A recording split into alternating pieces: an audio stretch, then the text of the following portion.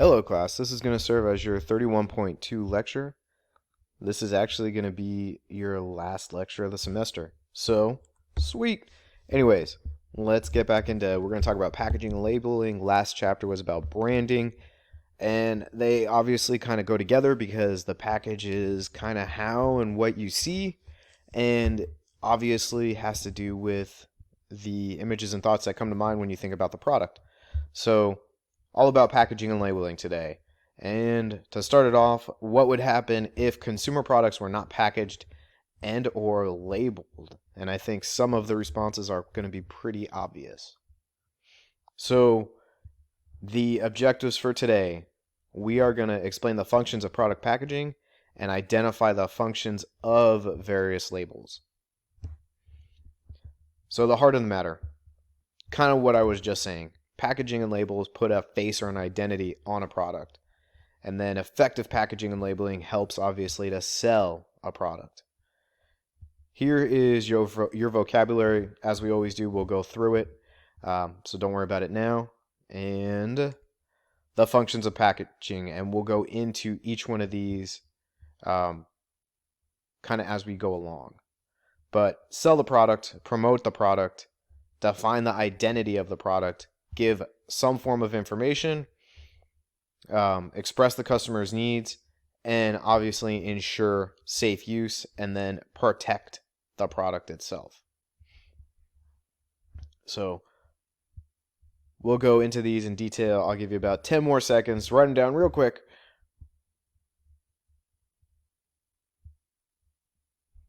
And if you need me to stop as usual, ask Mr. Barron, Mrs. Reddick to stop. We'll hold off for a minute. Or if you're online taking notes, obviously you can pause it as you go along. All right. Formal definition of a package. It is the physical container or wrapping for a product. And random fun fact for you here, 10% of a product's retail price is spent on the actual product package, its design, and development. So for every dollar you spend, a dime is going directly into actual design and the actual package itself. All right. So functions of product, like I said, we're going to go into each one in depth. Selling the product, two definitions here, mixed bundling and price bundling.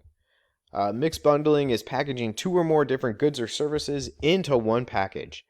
And price bundling is when two or more similar products are placed on sale for one package price. So, and I have some examples here. You're online. I know you guys haven't obviously booked travel plans yet, and maybe some of you seniors have, but as you do when you get into this world, there are opportunities to take advantage of mixed bundling when two or more different goods or services like your flight and your hotel are put into one package for one price stay at a location. And that's an example of a mixed bundling. Price bundling, two or more similar products are placed on sale for one package price.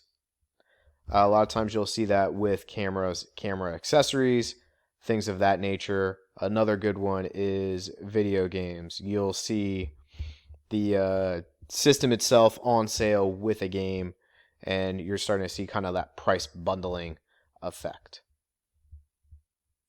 And give you a couple more seconds to get that down. We'll move on.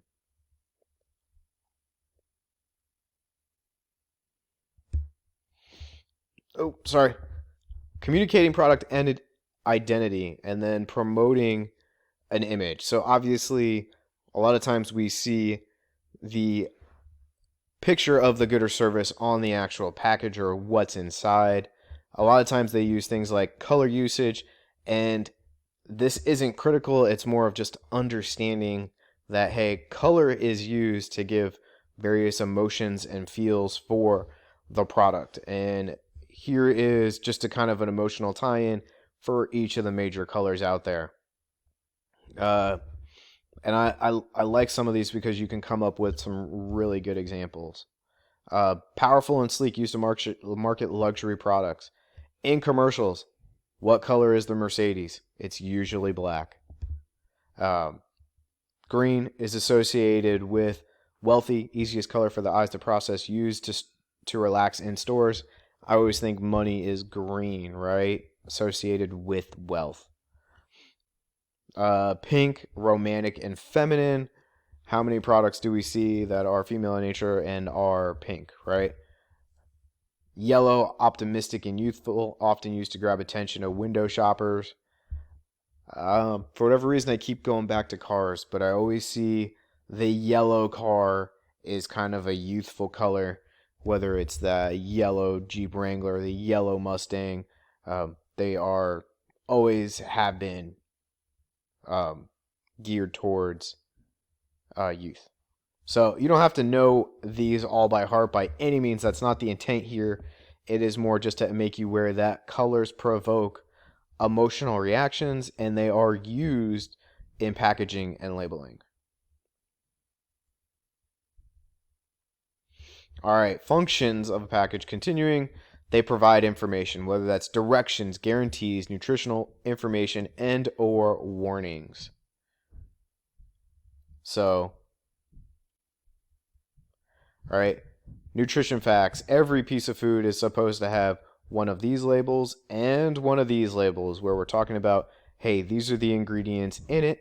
They're not supposed to give you the recipe, which is the amounts of these ingredients and what is done to them, but they are supposed to tell you, hey, this is what's in the package. There is supposed to be a certain level of nutritional information, and all of this is based on standard daily values and so on and so forth. The point being is they're telling you things like fat and sodium and protein and sugar, as well as some nutritional vitamin information. So between these two labels on food, you should know for the most part, 95+%, if not all of what's in your food when you eat it.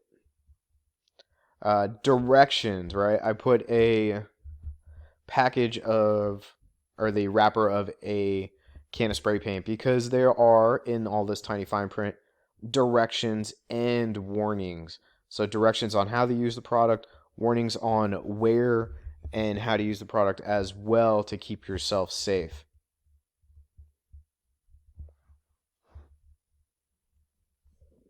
So meeting customer needs, convenience, functionality, and family size, right? So this was our traditional Heinz ketchup bottle. And, in the last decade, we saw this kind of brilliant change. Hey, put it on its lid, right? Let the ketchup drain down to the bottom and be ready to go. Kind of helps that convenience and functionality factors right there.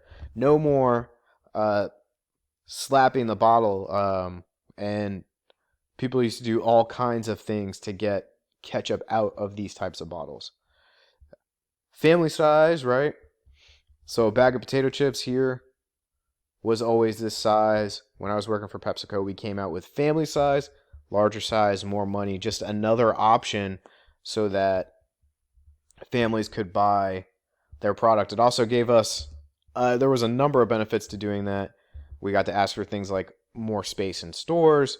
Hey, we got this new line. It's going to make you more money. We said all these things to help sell the product in all of these stores. And it worked very well. And now we have kind of your regular bag and your family size bag. So protecting consumers. So we're trying to do things like avoid misuse, tampering, and child-proofing. And so we see a lot of things like your milk jugs and the various types of milk jugs and how this has transitioned, right? A lot of this is to avoid tampering, misuse, and keeping kind of our milk safe. And they've even gone back to glass bottles because glass is more environmentally friendly. But you have the current packaging top on the glass, which is a nice mix. Pointing out, like, obviously we know if you buy a prepackaged salad or anything like that, and the outside container looks like it was opened or ripped, well, you're probably not going to want to eat that.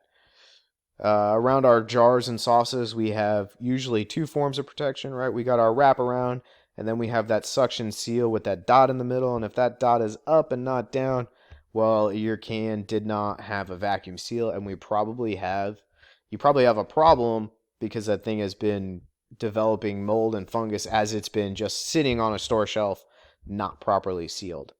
Another example of ways to avoid misuse and tampering are just protecting the actual product, resealable bags, so on and so forth. All of this is all a function of packaging. We want to protect the consumer from having product that sits on a shelf and gets stale, right? And then, as well as doing things like child proofing, child prevention, and avoiding tampering. Theft reduction, right? How many times have we seen these? These are on the adult beverages in Kroger, and here you have these on jeans, right? Anti-theft devices. A lot of times they are impossible to take off without a special tool. When I worked in retail in college, we had these that we would attach to special products, and if you pulled it off the shelf, it would scream like just a screaming alarm that was incredibly annoying, and everyone would stare at you. And your option was to obviously put it down or make a sprint for the store doors to get out. So functions of packaging as well, right? Just to kind of reduce theft.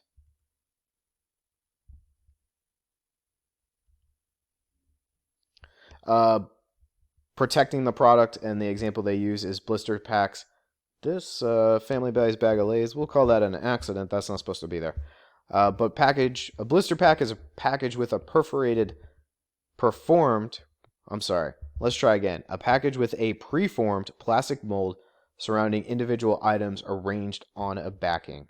And so that is definitely medicine. That's how your medicines come, whether it's over the counter, and then some things that have very special directions, like Z-Pak, which is prescribed, is a steroid where you take 5, then 4, then 3, then 2, then 1, and those are in blister packs as well.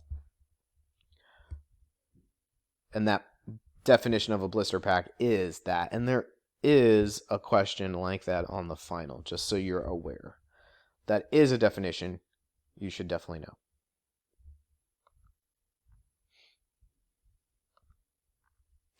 Aseptic packaging is packaging that utilizes a technology that keeps food fresh without refrigeration for extended periods of times. And the way you can do that is a lot of times if you pull out any of the oxygen and then any of the sunlight, you remove most of what is deteriorating the product. I think an example I can tell you of that is in this bag of Lay's potato chips. When it's made, the chips are put in, and then it's actually a blast of nitrogen that they put in the bag before sealing it. And the reason they do that is that the nitrogen is heavier than the oxygen, so the nitrogen sinks down, surrounds the actual chips, and keeps them fresh by preventing the oxygen from getting to them. And that way, when you open the bag, you get a fresh crunch. They've also, if you go back in time, chip packaging always had a clear panel so you could see the product. They removed that because it helped with freshness as well. So all of that technology and process is called aseptic packaging. You see it here, things like milk containers, powdered milk, where the product will actually remain fresh for extended periods of time without refrigeration. However, it's not really recommended, and we're talking more of the time frame of hours as opposed to days. You're not buying milk that hasn't been refrigerated for days or anything like that. But if milk is being moved around and it's out of refrigeration for a couple hours, it's probably not that big a deal. So environmental packaging. So consumers are desiring less waste, and as generations get and move forward, they're becoming more environmentally conscientious, and I think that's awesome. We were seeing things like bring your own bags to the shopping center. Oh my gosh, the supermarket, in order to buy food, as opposed to using plastic bags. That's obviously gone backwards this past year. But there were places in Seattle, they were essentially banned, where you couldn't use plastic bags. They weren't in the store, or they were in the store and you had to pay for them by the bag. So it'd be like 20 cents a bag. And that money was actually going to the city of Seattle and surrounding cities where they would use that money for environmental reasons. Cardboard is a good product because oftentimes it is recyclable, and they can take old cardboard and actually put it into new cardboard. But we're seeing trends like plastic straws are going away for paper straws, and absolutely nothing wrong with that. Just a probably better way for the environment to do business. Cause packaging. So that is anything where you are encouraged to promote some kind of social and political cause, and there are companies, and most of these companies truly believe in what they're doing. They're also great publicity events where, hey, we're trying to bring people in and make money and give to this good cause, and X amount goes to breast cancer awareness and so on and so forth. You're encouraged to participate. It makes you feel like you belong, and that's everything, food drive, so on and so forth.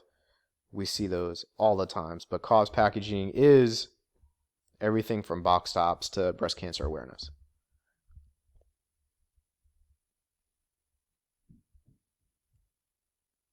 So once again, the 7 functions of packaging that we just went through, here they are: communicating the identity, providing information, meeting customer needs, protecting the consumer, protecting the product, theft reduction, and selling the product. Now you guys are going to kind of get to make your own package through the Cereal Box project, and we're going to start that tomorrow with directions, and we'll move into that as we kind of go in and finish up this semester.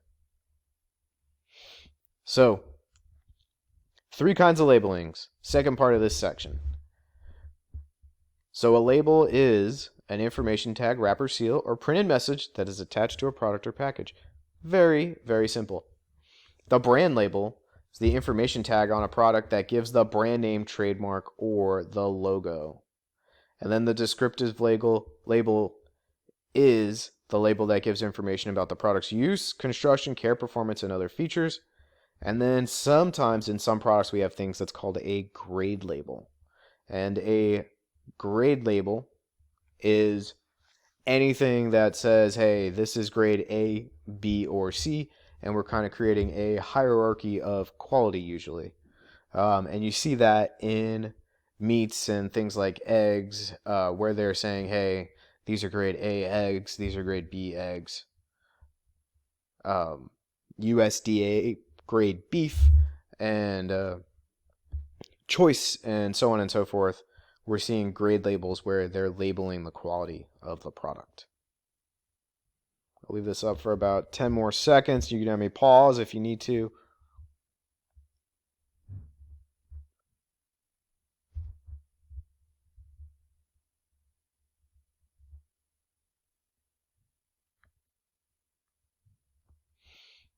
So 3 agencies that make laws regarding U.S. product labels and details about each one: the FDA, the FTC, and the U.S. Department of Agriculture.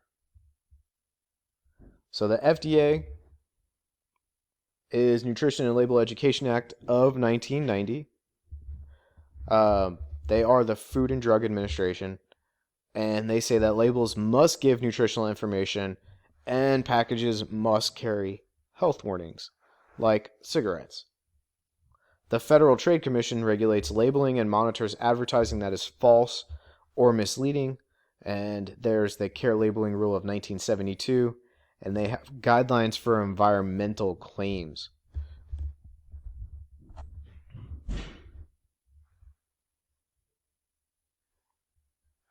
And then the U.S. Department of Agriculture, legal standards, certifications, requirements, and penalties for misuse of organic labels, country of origin label, and then allergen labeling.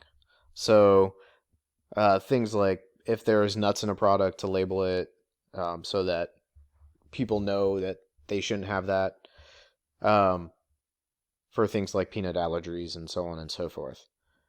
But this one right here, misuse of organic labels, we see that a lot because the true use of, or the true definition of what is natural and organic has not been defined, and people can use the word natural in place of organic, and those definitions have not been made very clear.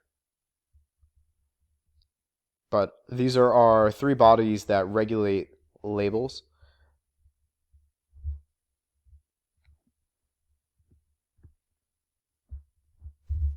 And these three seem like a good section for something along the lines of matching. Let me know if you need me to stop. Oh, hey, we're done. I thought there was one more slide. But that's it. That's where it ends. And yeah, this is your last lecture for the semester. We're going to jump into our serial projects tomorrow.